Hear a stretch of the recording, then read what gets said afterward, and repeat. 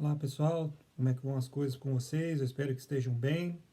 Quero dar as boas-vindas aí a esse retorno às nossas atividades escolares, mesmo que de forma adaptada, forma diferenciada e, por que não dizer, até de certa forma também limitada, porque não temos o contato uns com os outros. Nós estamos retomando aqui um pouco das nossas atividades escolares nessa semana e eu quero dar as boas-vindas a vocês, a retomar, é sempre bom nós voltarmos, mesmo que de forma diferenciada, né, as nossas atividades aqui dentro da escola. Então, lógico, eu gostaria muito de estar presente novamente com vocês. Amanhã seria nosso dia de aula, na segunda-feira, né? Mas, infelizmente, nós não temos essa oportunidade de estarmos juntos e estamos fazendo o possível para que, né, vocês possam ter as informações, o, as aulas necessárias para que assim possam continuar no seu processo de educação sem serem tremendamente prejudicados por causa disso. É uma situação nova para o mundo todo e nós todos estamos tendo que nos adaptar. Eu como professor, vocês como alunos e o país inteiro, o mundo inteiro está tentando se adaptar a essa situação e não adianta a gente ficar também revoltado com tudo e com todos, porque realmente é uma situação que foge ao controle de todas as pessoas. Nós só podemos nesse momento realmente confiar em Deus, que tem um plano e controla todas as coisas debaixo do seu poder. E é por e nele é para a ele que eu estou orando, pedindo que essa situação ela possa ser abreviada o quanto antes.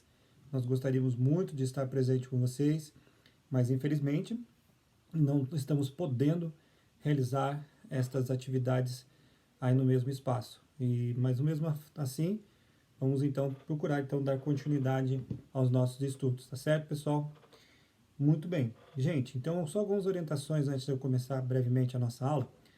É o seguinte, eu deixei lá no portal do aluno, na portal da escola, você pode abrir lá na parte do material de apoio, na aba material de apoio, existe uma apresentação em PowerPoint que eu preparei para a nossa aula de hoje. Essa apresentação eu estou usando aqui como modelo para a nossa aula e eu gostaria que você fosse lá, parasse um pouco o vídeo aí, fosse lá e baixasse essa apresentação em PowerPoint para que você possa acompanhar assim a nossa aula junto com a apresentação que vai facilitar no entendimento, acredito eu, da matéria para vocês, tá bom?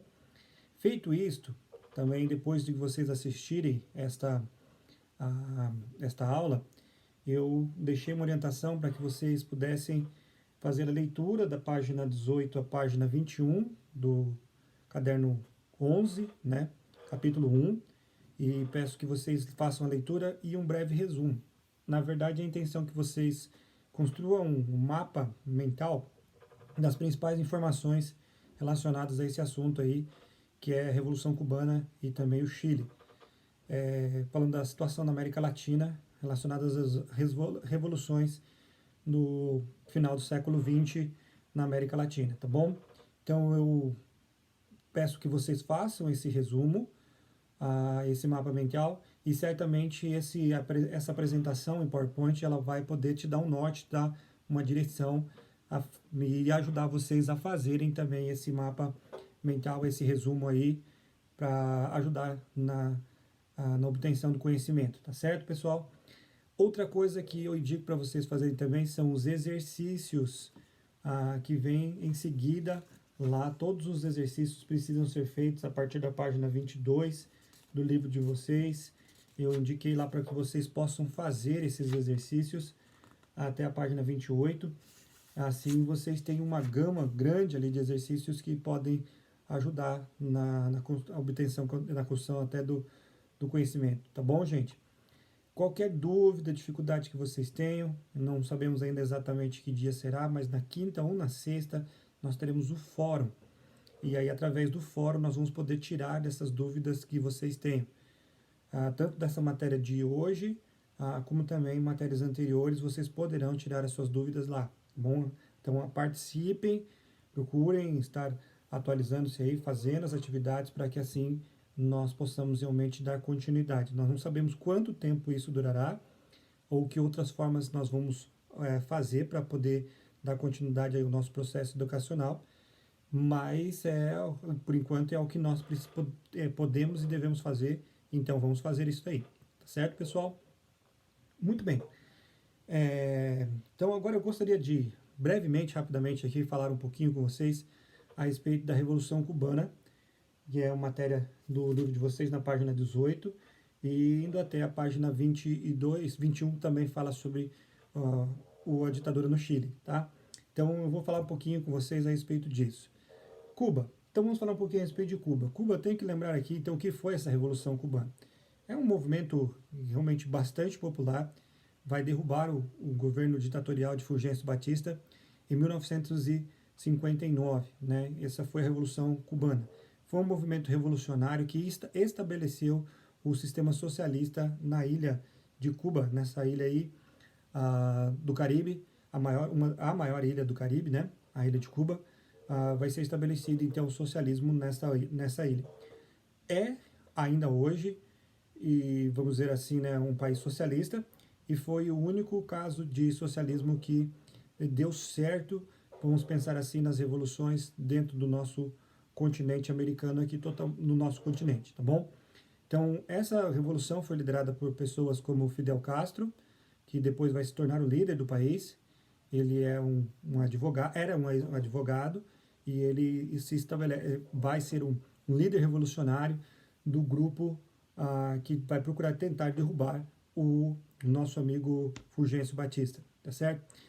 Fidel Castro ele foi ganho às causas socialistas pelas leituras de Marx, entre outros, e realmente aderiu a esta causa, a causa marxista, né, a causa do socialismo, juntamente com seu irmão, Raul Castro, que hoje é o governante da ilha, e outros que virão à frente que ajudarão. Inclusive um médico argentino que virá e vai se juntar a eles nesse movimento revolucionário que é o Ernesto Che Guevara, né? Che Guevara, ele viaja de moto, ele gostava disso, viaja de moto pelas Américas e, né, bastante tocado pela situação de desigualdade social em toda a América, ele adere à causa revolucionária, deixa toda a sua profissão e passa a ser um líder revolucionário de guerrilhas dentro da América Latina. Ele ajudará então nesse processo também de revolução cubana, tá bom? Bom, então Cuba antes de 1959 era um país extremamente ligado aos Estados Unidos, de forte influência nos Estados Unidos, economicamente, as indústrias de açúcar na região, que era a maior riqueza da ilha, hotéis, por causa do Cuba, a gente hoje pensa sempre no lado negativo de Cuba, mas Cuba tem praias maravilhosas, dizem que é muito bonita a região ali. Então, hotéis eram todos controlados a maior parte deles pelos americanos, né, por estadunidenses. Então, eles influenciavam em tudo, inclusive na própria, não só na economia, mas na política da ilha. E apoiando sempre os presidentes ditadores que tomavam conta da ilha de Cuba. E Fulgêncio Batista não foi diferente. Então, Cuba era bem ligado aos Estados Unidos, com certeza, no contexto de Guerra Fria, ligada também ao capitalismo. Uma ilha com grandes desigualdades sociais, com problemas seríssimos de desigualdades sociais. A maior parte da população vivia na pobreza, eram os trabalhadores nas plantações de cana-de-açúcar. Então, uma população extremamente pobre e insatisfeita com as situações de desigualdade dentro da ilha, tá bom? Então, Estados Unidos cuidava de toda a ilha de toda a ilha nesse sentido aí, através até, né, de políticas antigas, como nós já mencionamos para vocês em sala de aula, como o próprio Destino Manifesto, que vinculava a ideia de que os Estados Unidos foram eleitos por Deus para levar o progresso a todas as partes da América, e se fosse possível até o braço militar dessa ideia que era o Big Stick, né, atuando na ilha como aconteceu anteriormente. Então os Estados Unidos atuará de forma maciça na ilha e tem essa forte influência. Fulgêncio Batista, ele foi um ditador, ele estava no poder em Cuba. Primeiramente ele ficou de 1933 até 1940, sendo o presidente oficial do país. Ele vai ser reeleito para 1940 até 1944 e novamente será eleito em 1952, onde ficará até 1959, quando ele vai ser deposto pela Revolução Cubana. De 52 a 59, ele vai ser o ditador, né? E essa ditadura terá, sim, o apoio dos Estados Unidos, porque o socialismo começava a estar muito popular dentro da ilha e os Estados Unidos não querem aceitar essa influência socialista bem pertinho do seu quintal, né? Então, no primeiro governo dele, 1933 até 1944, Fulgêncio ele exerceu um governo característico, típico dele, um governo centralizado, muito forte, e ele vai consolidando seu poder, especialmente através do apoio dos Estados Unidos e nomeando cargos públicos para as pessoas de confiança dele, né? Então ele vai cooperar, por exemplo, com os Estados Unidos durante a Segunda Guerra Mundial, e vai declarar guerra ao Japão, à Alemanha, à Itália, naquele contexto de Segunda Guerra Mundial. Bom, ele regressa ao poder agora em 1952 por um ato ditatorial, né, um golpe militar, e ele procura governar ainda mais ligado aos Estados Unidos, com apoio diplomático, inclusive, dos Estados Unidos. Os problemas eram sérios na ilha, os problemas sérios continuavam, os problemas de desigualdade social, a dominação estrangeira na ilha não possibilitavam um crescimento maior da ilha. E isso cresce a insatisfação dos setores mais ligados aos trabalhadores, tanto trabalhadores rurais como também os trabalhadores das indústrias. Insatisfeitos com isso, cresce também a causa socialista dentro da ilha, né? Em 1957, por exemplo, o grupo liderado por Fidel Castro e cerca de aproximadamente 80 combatentes, eles tentam então tomar o poder, mas eles acabam se dando mal, né? Acabam se dando muito mal. Eles são obrigados a fugir e vão se refugiar numa região de montanhas, em Serra Maestra, né? Chamada de Serra Maestra. Lá vai ser fundada a famosa guerrilha de Serra Maestra, onde vão se juntar, além de Fidel e Raul, também Ernesto Che Guevara vai ser um dos combatentes, um dos guerrilheiros que estarão ali. A maior parte dos guerrilheiros que tentaram, antes disso, né, antes de se formar essa guerrilha de Serra Maestra, que tentaram a deposição de Fulgêncio Batista, foram mortos. Pouquíssimos existiram, entre eles o próprio Fidel Castro e seu irmão Raul Castro. Então, em Serra Maestra, eles se reorganizam e começam a realmente crescer assustadoramente, com o apoio até de pessoas de fora. E isso vai, o que vai fortalecer ainda mais o movimento socialista é que dentro de Cuba, os camponeses, operários que estavam completamente desiludidos com a política de Fulgêncio Batista, agora passam a ter realmente até uma justificativa por isso, porque a situação de Cuba era terrível. Os salários baixos, o desemprego grande, falta de possibilidade de crescimento econômico, o analfabetismo muito grande, doenças na ilha faz com que a população se volte contra o Fulgêncio Batista em várias situações. É aí então que, né, certamente o Fulgêncio tentava resistir através da violência, através da força, por ser um movimento bastante ditador. Mas em 1959, agora a guerrilha de Serra Maestra, totalmente reorganizada, eles voltam à ilha e agora conseguem a tomada do poder. Conquistam a cidade de Havana e obrigam então Fulgêncio Batista a fugir da ilha de Cuba, pedindo asilo especialmente dentro do próprio Estados Unidos. Os Estados Unidos, preocupados com a situação, tentam retomar o poder através de uma tática, mas em 1961 tentam retomada da ilha, em especial de Cuba, mas são derrotados pelos revolucionários. Logo então que Fidel e sua turma, né, tomam o poder, eles organizam medidas bem sérias na linha socialista. Por exemplo, eles nacionalizam todos os bancos, todas as empresas, inclusive as de produção de açúcar, são nacionalizadas. Outra área que ele vai estabelecer dentro de Cuba é a reforma agrária, seríssima. Terras que pertenciam aos grandes proprietários são redivididas. Elas são expropriadas, né, e aí acabam nas mãos de outras pessoas para uma produção ah, mais igualitária, de certa forma também, né? O Partido Comunista vai dominar a vida política na ilha a partir daí e não dando espaço para nenhum outro tipo de oposição. Ou seja, de uma forma simples sai de uma ditadura, entre a outra. Então sai uma ditadura capitalista, entra agora uma ditadura socialista. Você percebe que não muda a situação, de certa forma, em termos de liberdade individual dos cubanos. País, então, Cuba se torna esse país socialista, como a gente até conhece hoje, vai ganhar o apoio muito importante da União Soviética dentro do contexto de Guerra Fria. Como eu disse anteriormente para vocês, o único país da América socialista é Cuba, né? Era Cuba, né? Naquela época, né? E terá um apoio muito importante da extinta União Soviética, tá bom? Em 1961 teve uma crise muito forte, e foi chamada crise dos mísseis, que alguns especialistas, historiadores acreditam que foi o mais próximo que chegou até agora de uma terceira guerra mundial. A União Soviética estabeleceu base na ilha de Cuba e diversos mísseis foram trazidos e apontados diretamente para os Estados Unidos.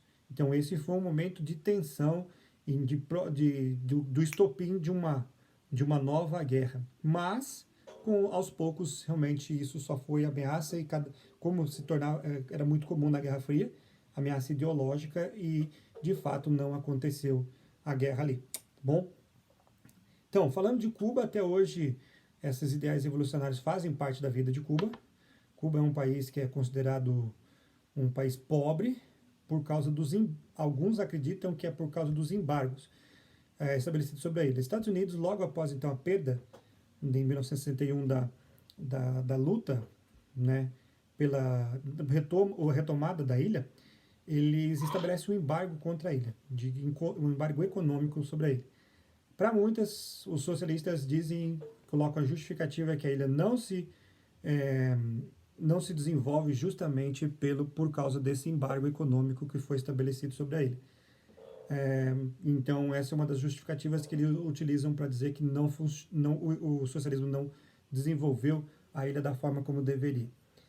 O que a gente sabe da situação de Cuba, vocês viram até a palestra do pastor que veio aí para falar um pouquinho a respeito de um pouco da situação lá em Cuba. A maior parte de Cuba ainda continua extremamente pobre. A situação realmente é bem perturbadora, ao ponto de pessoas realmente, né, muitas pessoas arriscarem sua vida diariamente tentando atravessar o Mar do Caribe para chegar nos Estados Unidos de forma extremamente perigosa, né? Mas se a situação tivesse boa lá, essas pessoas não fariam e arriscariam suas próprias vidas dessa forma como tem feito até os dias atuais. O que nós vemos é que Cuba hoje é liderada por Raul Castro, irmão de Fidel Castro, que vai governar a ilha até em 2007. Em 2007 ele fica doente e acaba morrendo em 2008, de acordo com o que se fala, né? Alguns acreditam que o Fidel morreu antes, mas isso é só teoria de conspiração. Mas ele acabou morrendo e hoje é o seu irmão, o Raul Castro, que governa a ilha. Já falei sobre a influência e a participação do Che Guevara. Sim, Che Guevara é aquele mesmo carinha que vocês já ouviram, que aquela boininha com a estrelinha do socialismo na sua boina, muito popular entre a gurizada, entre o pessoal aí, que achando que foi um grande líder revolucionário, ele neto Che Guevara. Porém, né, nós vemos a influência dele foi grande, mas se você conhece um pouquinho a respeito da vida de Che, você percebe que os ideais socialistas que ele tanto acreditava não foi pelo qual ele morreu no final da sua vida. Dizem que ele até apelou para não morrer pelos guerrilheiros bolivianos lá em 1960 e alguma coisa, não lembro exatamente quando foi da sua morte. Mas Ernesto Che Guevara foi um dos participantes aí na Revolução Cubana, tá bom?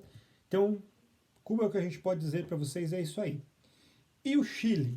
O Chile passou de um golpe para a um golpe militar. Nós temos aqui uma coisa ao contrário, interessante isso, né? Porque o Chile foi o primeiro país da América a eleger de forma democrática um socialista. um homem assumidamente marxista-socialista, que era Salvador Allende. Em 1970, ele foi eleito pelas urnas e ele vence as eleições como presidente no Chile. E pela primeira vez, a América do Sul ela tem um presidente socialista chegando ao poder. A preocupação foi grande dos Estados Unidos, especialmente de um socialista chegando aqui na América do Sul, e ele realmente começa um governo bastante voltado para a linha popular, como é comum dos governos socialistas. Ele vai abrir o governo especialmente para uma nacionalização das empresas, uma reforma agrária, mas por causa especialmente da oposição dos Estados Unidos, ele vai ter bastante dificuldade. Os Estados Unidos e por setores conservadores dos chilenos não aceitavam tão bem as ideias de Salvador Allende. E isso acaba criando um impasse. Porém, ele começa a fazer realmente algumas mudanças no Chile, em especial essas ideias socialistas vão sendo colocadas aos poucos em prática e, entretanto, não consegue um grande desenvolvimento, até por causa dessa grande oposição.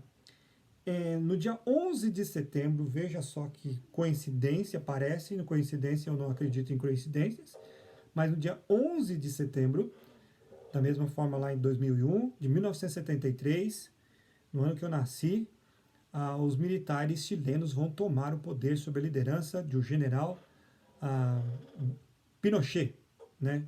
O Augusto Pinochet. Pinochet, ele e seus comandados militares, eles vão bombardear literalmente o Palácio de La Moneda e assim tomar o poder.